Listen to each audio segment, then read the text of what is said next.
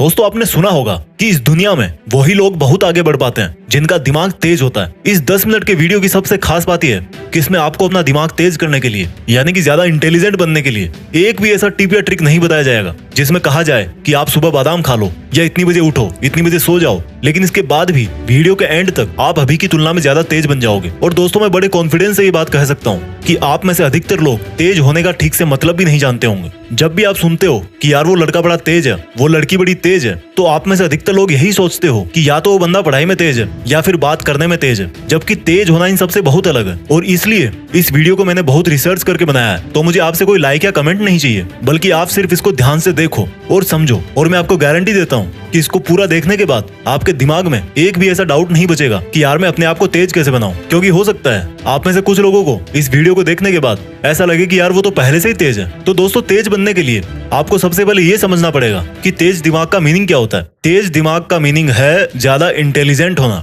और इंटेलिजेंट का मतलब क्या होता है? इंटेलिजेंट दो चीजों से मिलकर बनता है। किसी भी चीज को या क्वालिटी को अच्छी तरह से फटाफट एक्यूरेटली सीखना और उसी फिर सीखे हुए नॉलेज को फ्यूचर में जरूरत पड़ने पर सही ढंग से सही जगह पर काम में लेना। सिंपल वर्ड्स में समझाता हूँ, यानी कि अगर आपने इन दो चीजों में महारत हासिल कर ली कि सीखना क्या होता है और उसको काम में कैसे लिया जाता है, तो लोग आपके बारे में यही बोलेंगे कि यार ये बंदा ना भाई सच में इंटेलिजेंट है। किसी भी चीज को सीखना और काम में लेना सुनने में बहुत ही छोटे लग रहे हैं, लेकिन यही वो दो चीजें हैं जो सक्सेसफुल लोगों को एक नॉर्मल आदमी से अलग बनाती है। तो मैं आपको सीखना और काम में लेना एकदम खुल्लम खुल्ला बताऊंगा, एकदम सिंपल वर्ड्स में बताऊंगा। आपको अब यहाँ से इस वीडियो की एक भी लाइन मिस नहीं करनी है। सबसे पहले बात करता हूँ सीखने के बारे में कि क्या सीखें और कैसे सीखें। दोस्तों इंग्लिश के अंदर एक कहावत है कि master of all jack of none, यानी कि अगर आप सब कुछ सीखना चाहोगे तो कुछ भी ठीक से नहीं सीख पाओगे। कहने का मतलब है अगर आप ये सोच रहे हो कि इस दुनिया का हर तरह का टैलेंट, हर तरह का ज्ञान मैं अपने दिमाग में भर लूं और फिर इंटेलिजेंट कहलाऊंगा, तो मेरे भाई आप बेवकूफ हो। मुझे एक बात का आप जवाब दो, आपने अभी तक अपनी लाइफ में जितने भी बड़े लोगों का नाम सुना है, उन बड़े लोगों में से कितने ऐसे लोग हैं जिन्होंने एक से ज्यादा फील्ड में अपना नाम कमाया है? आपको शायद ही ऐसा कोई सक्सेसफुल इंसान मिलेगा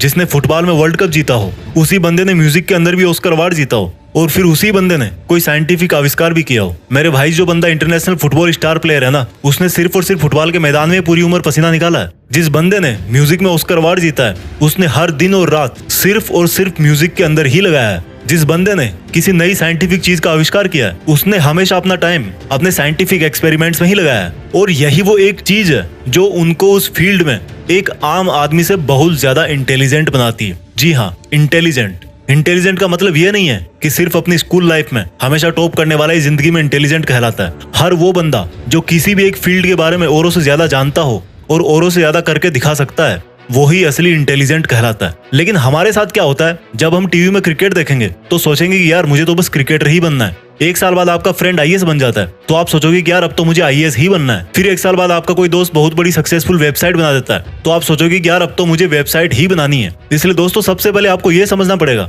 कि सक्सेसफुल होने के लिए अपने करियर का, अपने फील्ड का डिसीजन एक बार ही सोच समझ के लिया जाता है। और आपने एक बार जैसा भी डिसीजन ले लिया, आपको उसे कभी नहीं छोड़ना है। क्योंकि मैं 100% कॉन्फिडेंस के साथ बोल सकता हूँ कि अगर आपने हमेशा अपना टारगेट, अपनी डायरेक्शन पूरी जिंदगी भर एक ही तरफ रखी है, तो आप उसमें निश्चित रूप से इंटेलिजेंट बन जाओगे। और इंटेलिजेंट बनने के बाद आप क्या कर सकते हो वो तो आपको भी पता होगा।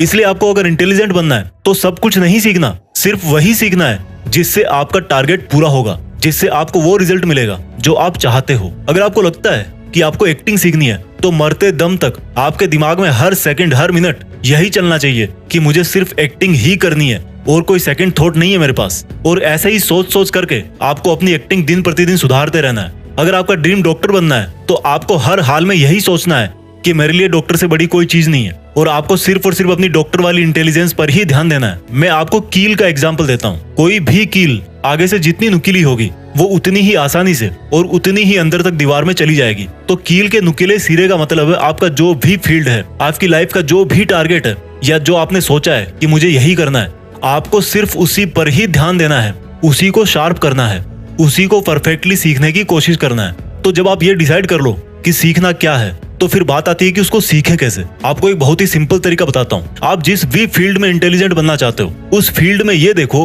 कि आपसे पहले और कितने इंटेलिजेंट सक्सेसफुल लोग हैं, और उन सब इंटेलिजेंट्स में सबसे टॉप के इंटेलिजेंट्स कौन कौन है। जैसे मान लो आपको एक ऐसा इंटेलिजेंट क्रिकेट प्लेयर बनना है जिसको सब पता रहता है कि कौन सी बॉल पर किस तरफ कौन सा शॉट मारना है, तो अब आपने ये देखना शुरू किया कि क्रिकेट की हिस्ट्री में बड़े बड़े प्लेयर कौन कौन से हैं। उनमें से एक नाम निकल के आया सचिन तेंदुलकर। अब आपको सचिन तेंदुलकर की तरह एक पावरफुल बैट्समैन बनना है, तो आप उनके पुराने मैच देखो, उनके इंटरव्यू देखो, उनकी लाइफ के बारे में पढ़ो, वो किस तरह से अपने आप को मोटिवेट रखते हैं, उन्होंने किस किस प्रॉब्लम का सामना किया है और उन प्रॉब्लम्स को कैसे सॉल्व किया है, उन सब को जानो। इस तरह से आपको ऐसी बहुत सारी चीजें पता लग जाएगी जो आपके फील्ड में जानना बहुत जरूरी होती है, और वही बातें आपको इंटेलिजेंट बनाती है। क्योंकि हो सकता है आप जिस भी फील्ड में इंटेलिजेंट बनना चाहते हो, उसके लिए आपको बहुत जगह से सीखने को मिल सकता है। सीखने के हजारों तरीके हैं, लेकिन कुछ भी सीखने के पहले ये अच्छी तरह से ध्यान रखना कि क्वांटिटी पर नहीं, क्वालिटी पर ध्यान देना है। आपको एग्जाम में टॉप करने के लिए 50 किताबें पढ़ने की जरूरत नहीं है, सिर्फ 5 किताबें चूज करो अच्छे राइटर्स की, एग्जाम निकाल दोगे।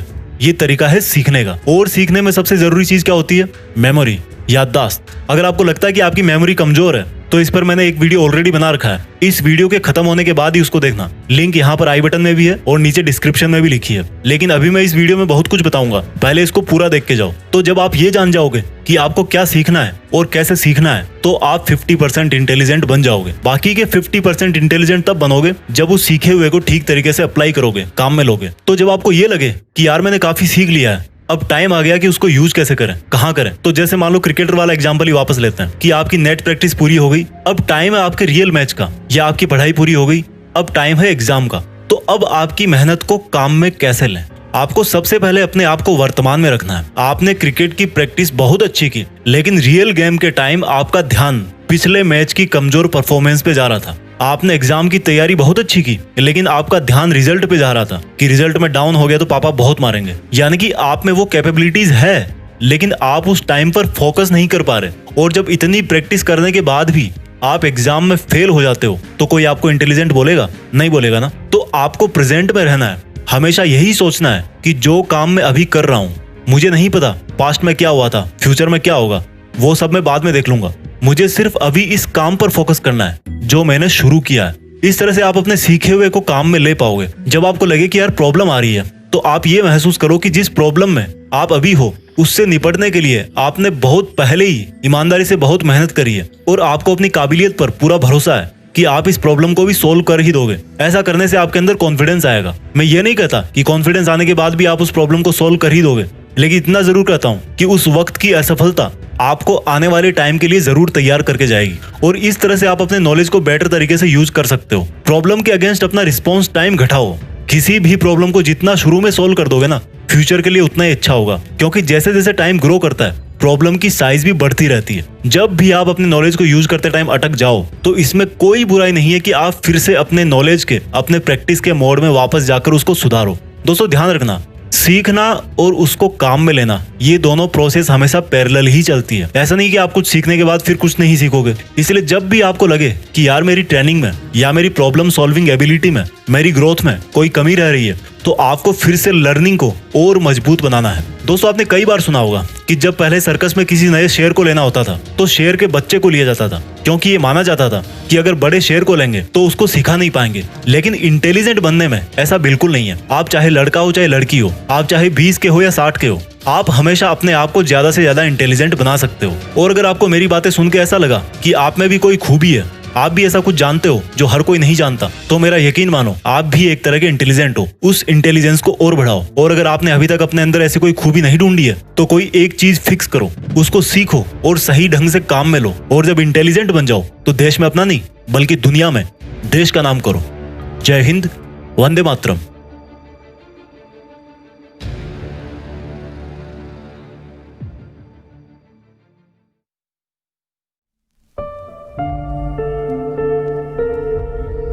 जीत फिक्स।